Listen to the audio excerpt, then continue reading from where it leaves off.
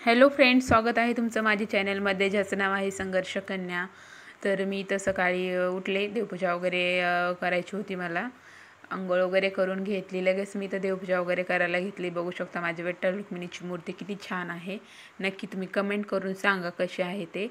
तर मग मी लगेच इथं देवपूजा वगैरे करून घेतली. अगरबत्ती वगैरे सर्व आरती वगैरे मी इथं लावून घेतली. लावून घेतल्याच्या नंतर मग मी लगेच कसं सकाळी उठल्याच्या नंतर देवपूजा वगैरे झाली ना तर सर्व फ्रेश फ्रेश घरामध्ये वाटतं.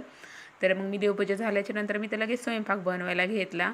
तर इथं मी भेंडी वगैरे तर रात्री चिरून वगैरे सर्व ठेवलेली होती. तर मग मी इथं लगेच पीठ वगैरे पण मळून ठेवलं. पीठ मळून ठेवल्याच्या नंतर मी इथं लगेच स्वयंपाकाला लागले. कसं लवकर स्वयंपाक मला करायचा असतो. त्यांना डबा वगैरे द्यावा लागते मला सकाळचा. तर मग मी तर भाजी करून घेतली आणि लगेच इथं चपात्या बनवायला घेतल्या. मी तर अर्धा एक तास आधीच पीठ वगैरे सर्व मळून ठेवते, कारण थोडं पीठ मऊ झाल्याच्या नंतर कसं चपात्या पण छान होतात मऊ अशा.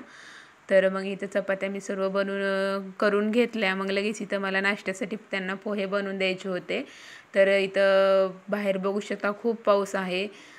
सगळीकडेच पावसाचं वातावरण, पाऊस जास्त प्रमाणात पडत आहे. तर तुम्ही तुमच्या स्वतः फॅमिलीची काळजी घ्या, स्वतःची काळजी घ्या.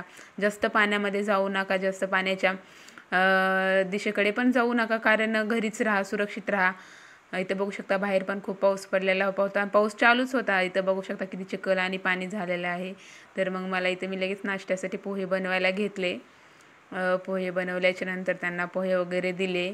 तर कसा वाटला माझा आजचा व्हिडिओ? नक्की आवडला असेल तर लाईक करा, शेअर करा आणि माझ्या चॅनलला जर कोणी सबस्क्राईब केलं नसेल तर सबस्क्राईब करा. मला चांगला भरभरून असा सपोर्ट करा. चला तर भेटूया अशाच एका नवीन व्हिडिओमध्ये. तोपर्यंत